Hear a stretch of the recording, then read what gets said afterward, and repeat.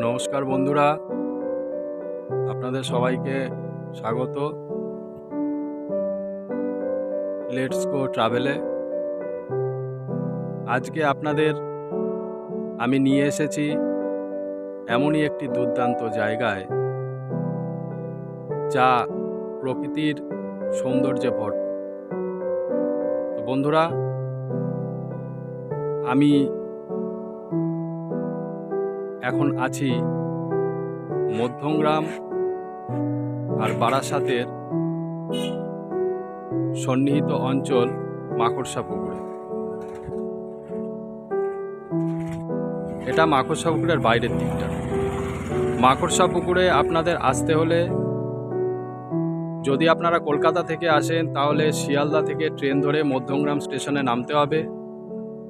সব থেকে সোজা রাস্তাটা আমি বলছি, মধ্যমগ্রাম স্টেশন থেকে নেমে মধ্যমগ্রাম চৌমাথায় ভ্যানে করে এসে বা টোটো করে এসে সেখান থেকে আপনারা টোটো ধরে 3 কিলোমিটার রাস্তা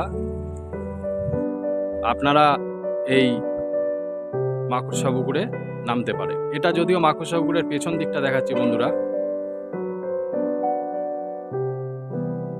মধ্যমগ্রাম চৌমাথা থেকে বাদু রোডে আপনারা মাকড়সা পুকুর স্টপেজ বললেই নামিয়ে দেবে। দেখুন অটো যাচ্ছে, আশেপাশে কিছু বাড়ি রয়েছে। চলুন বন্ধুরা, বাইরেটা তো অনেকক্ষণ দেখা হলো, এবার আমি আপনাদের ভেতরে নিয়ে যাই।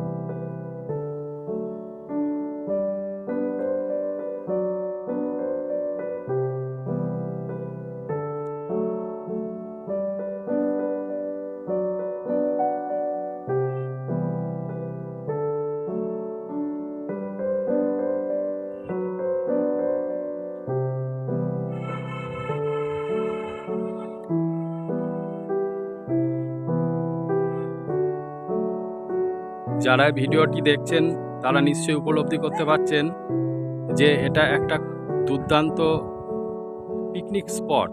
যদিও বর্তমানে এখানে আর পিকনিক করার পারমিশন বারাসাত পৌরসভা দেয় না, কারণ এই জায়গাটা মধ্যমগ্রামের কাছাকাছি হলেও বারাসাত পৌরসভার আন্ডার। বারাসাত পৌরসভার 28 নম্বর ওয়ার্ড। বারাসাত পৌরসভা আজ প্রায় 10 বছর হয়ে গেল এখানে পিকনিকের পারমিশন দেয় না। পিকনিক হয় না বলে প্রকৃতি কিন্তু এত স্বচ্ছ, এত মনোরম, এত ভার্জিন রয়েছে। নির্মল বাতাস, এখানে আমি দাঁড়িয়ে রয়েছি, এখানে প্রচুর বাতাস বইছে। এবং দেখুন এখানে প্রচুর আম গাছ রয়েছে। সবথেকে এই জায়গার যেটা মূল আকর্ষণ এই আম গাছ, আম্রকানন যাকে বলা হয়। যদিও গাছে এখনো বোল ধরেনি, ফাল্গুন মাস পড়ে গেছে, কিন্তু এই সময় আম গাছগুলোতে বোল থাকলে আপনাদের আরো দেখতে সুন্দর লাগতো। এই মাকড়সা পুকুর নিয়ে জনশ্রুতি রয়েছে। কেউ কেউ বলে এটা মকর সাহার পুকুর ছিল। মকর সাহা বলে একজন ব্যক্তি, তার পুকুর, তার থেকে লোক মুখে পরিচিতি হতে হতে মাকড়সা পুকুরে পরিণত হয়েছে। কেউ বলে এখানে একসময় প্রচুর মাকড়সা ছিল, তাই সেখান থেকে মাকড়সা পুকুর।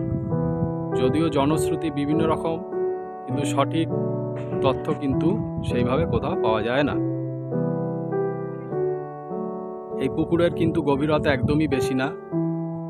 আপনি প্রায় মাছ পুকুরে চলে যাবেন, হয়তো কোমর পর্যন্ত জল হবে। বিশেষ করে এই সময় বর্ষাকালে একটু জল বেশি থাকে। দেখুন, চলুন এবার অন্য দিকটায় যাই, ওদিকটায় গিয়ে দেখি কি আছে। ততক্ষণে আপনারা আমার সাথে সাথে পুকুরের ওই পাটটা দেখতে দেখতে চলুন।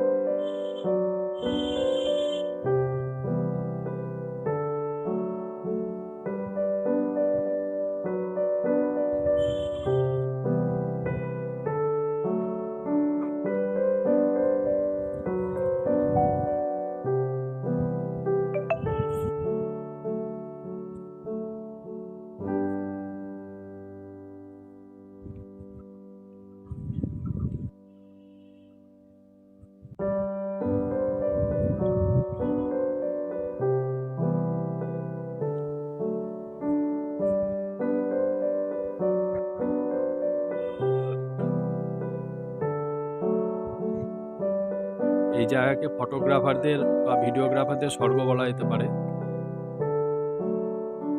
এখানে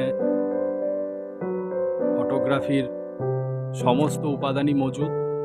যারা প্রকৃতিপ্রেমী, প্রকৃতি ভালোবাসেন, তাদের অবশ্যই এই জায়গা ভালো লাগবে। কিন্তু বন্ধুরা, আগেই বলেছি এখানে কিন্তু পিকনিক করতে দেয় না। আশেপাশে অনেক পিকনিক গার্ডেন রয়েছে, সেগুলোতে আপনারা এই মাকড়সা পুকুরকে কেন্দ্র করেই এর পার্শ্ববর্তী অঞ্চলে প্রচুর পিকনিক গার্ডেন রয়েছে। আমি আপনাদের ভিডিওর প্রথমে একটা দেখিয়েছি, চেষ্টা করছি আরও একটা দুটো দেখানোর যদি সম্ভব হয়। তো আপনারা এখানে যদি মনে করেন পিকনিক করবেন, তা গার্ডেনে পিকনিক করে এই জায়গায় আপনারা ঘুরতেই আসতে পারেন, তাতে কোনো সমস্যা নেই। সারাটা দিন কাটিয়ে গেলেন, বেশি দূরেও না। বারাসাত চাপাডালি মোড় থেকে গাড়ি নিয়ে আসলে মিনিট 10 লাগবে। মধ্যমগ্রাম চৌমাথা থেকে আগেই বলে দিচ্ছি কীভাবে আসতে হবে।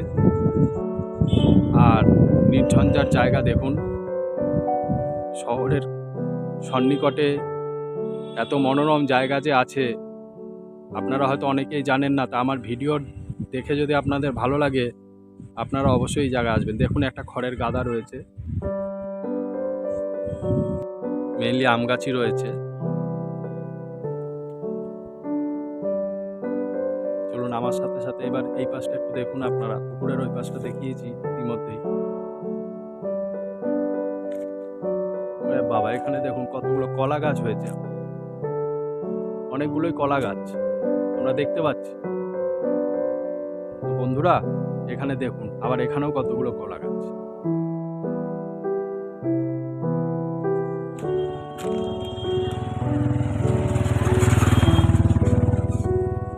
গাড়ি, টোটো, বাইক সব দেখে বুঝতে পারছেন শহরের অতি সন্নিকটে একটা অবস্থিত একটা জায়গা, তথাপি কত সুন্দর গ্রাম্য পরিবেশ। দেখুন, আর একটা তাল গাছ আমি দেখাই আপনার।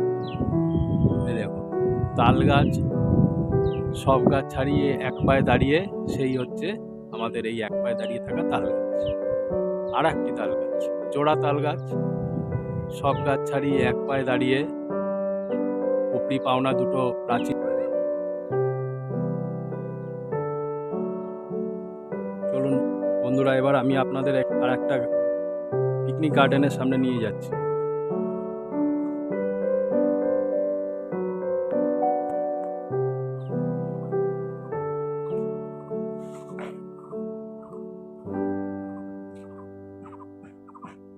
দেখুন, সব গ্রাম্য বাড়ি, বিভিন্ন রকম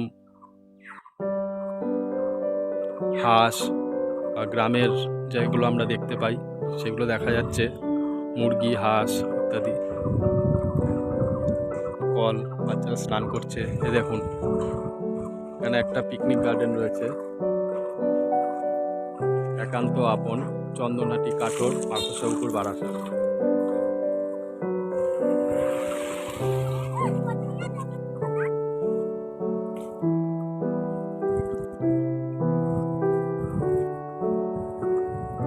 আর একটা পিকনিক গার্ডেনে আমি আপনাদের নিয়ে যাচ্ছি, পাশেই, ওটার পাশেই আর একটা পিকনিক গার্ডেন। আমি আপনাদের আগেই বলেছি এখানে কিন্তু এরকম অনেক পিকনিক গার্ডেন রয়েছে। আপনারা চাইলেই একদিনের জন্য এসে সুন্দর একটা সময় কাটিয়ে যেতে পারে। দেখুন, মাকড়সাপুকুরের বাইরের দিকটা ঢিবি, এরকম উঁচু উঁচু ঢিবি, তার ভিতরে এরকম প্রকৃতির খনি রয়েছে। ভেতরে না ঢুকলে কিন্তু আপনারা বুঝতে পারবেন না। প্রাকৃতিক সৌন্দর্যের খনি এই ঢিবির ভেতরে, এই জঙ্গলের ভেতরে রয়েছে। আমি আপনাদের ঘুরিয়ে এনেছি। এই দেখুন, আর একটা গার্ডেন, যদিও এটা লেখা নেই বাইরে কিছু, কিন্তু এখানে আসলেই আপনারা দেখে নিতে পারবেন, অসুবিধা নেই। আমি আবার ভিতরে প্রবেশ করছি। গার্ডেন দেখানো হয়ে গেছে আমার ইতিমধ্যে। এখান থেকে এরকম অনবরত গাড়ি যেতে থাকে, কারণ সামনেই বাদু রোড, হেঁটে গেলে 2 মিনিট। বাদু রোড মধ্যমগ্রামের সাথে এর মধ্যে এক টুকরো গ্রাম যাকে বলা যেত।